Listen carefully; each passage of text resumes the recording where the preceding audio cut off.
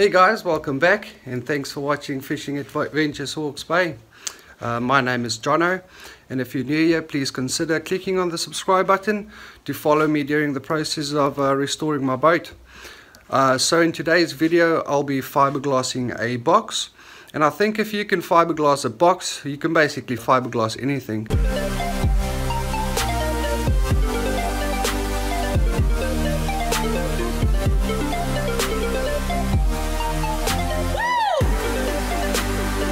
Make sure you click on that subscribe button so you don't miss out on any of the future action.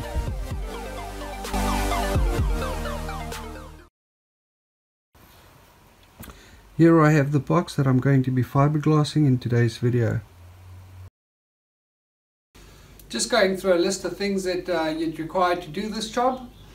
First of all, you would need obviously some fiberglass matting. Chop strand matting in this case that we're going to use. You'd need a laminating roller, some acetone to clean everything up with, and a bucket. You would need a cheap disposable paintbrush, the cheaper the better, because you're just only using this once and then you're throwing it away. You would need some caulk, and I'll show you what that's for in a minute. Some hand protection, just some gloves. You'd need a respirator, some catalyst. This is hardener, and a measuring cup just to measure the catalyst with, and you'd need some resin. And also, if you don't want to mess up your clothes, it's best to wear some overalls. Just some prep work we need to do before we can start off with fiberglassing the box. The thing with fiberglass matting, it doesn't like any 90-degree bends, so when you're fiberglassing it and that is 90 degrees, it tends to pull loose on those edges and bubble up. So what I like to do is just using some caulk, I put that into the edges, into the corners, and that rounds it off and also covers up all the gaps in the same time. So I'm going to start off just by putting some caulk into the corner there, and then just by using my finger I just put it in and round it off, and that's good enough. So even for the gaps, just put in a little bit more, and then by using my finger I just round it off. So I'm just going to each and every corner and just doing the same thing. Now with all the corners filled in, we can start laying the mat. The resin to catalyst mix ratio is normally about 2%, so for every 500 mils of resin I mix in 10 mils of catalyst.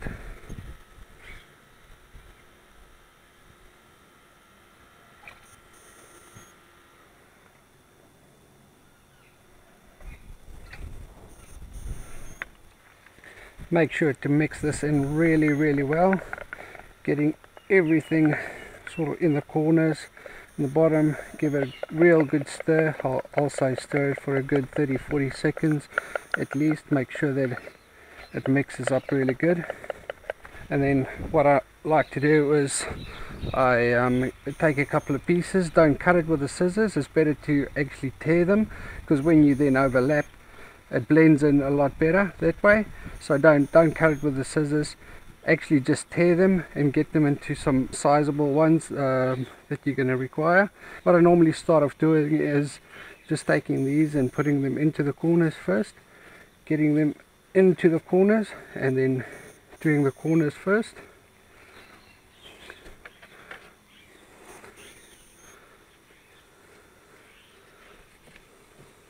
And this way you know that the corners are nice and sealed up, and makes it a lot better to work with.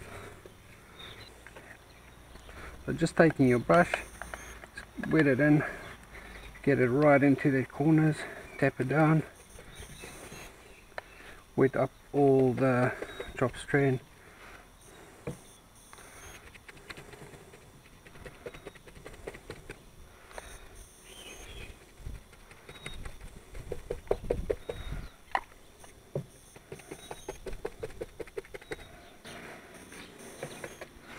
Also like to just on these edges just get some resin on there, helps seal the edges as well.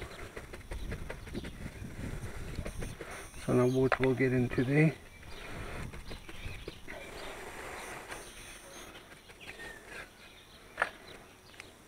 Right, so when that's done, you can then just start peeling off more strips of of matting the size you require, and then laying it in on the bottom and sides.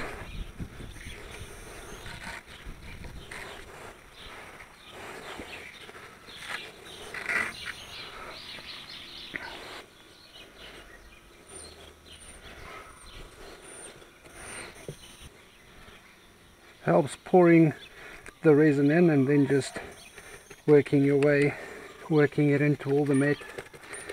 And you'll see in the beginning it sort of still white, and then as it soaks it up it just goes clear.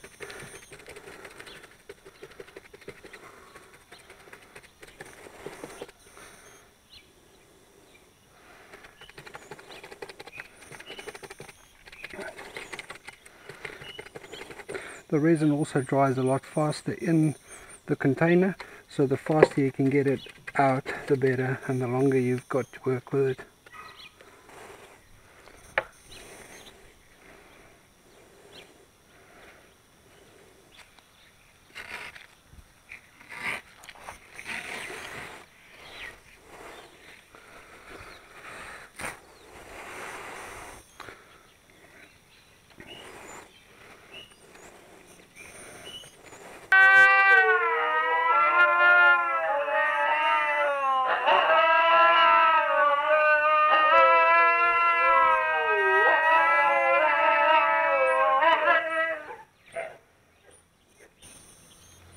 You're done. The joys of having huskies.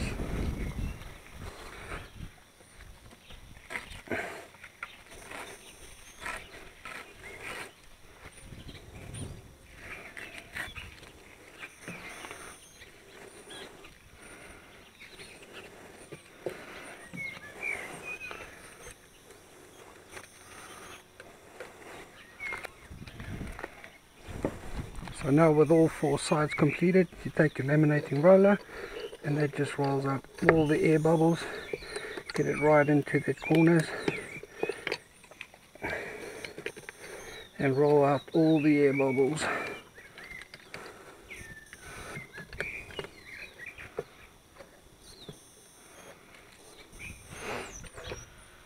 So with that, that's the one bit completed, and we'll just carry on doing the same thing to the rest of the box.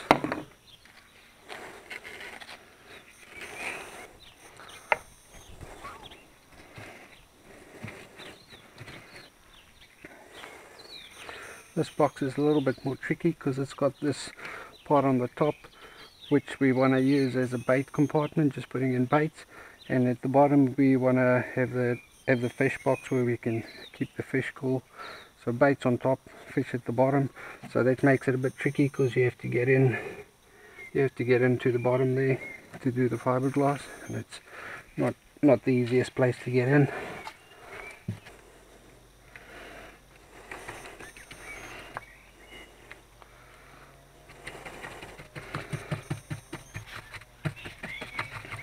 So that's the box now, all fiberglass.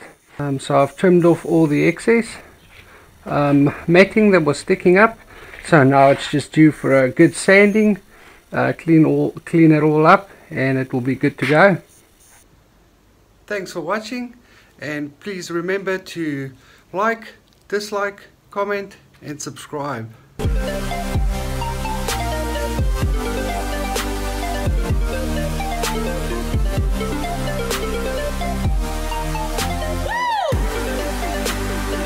Make sure you click on that subscribe button so you don't miss out on any of the future action.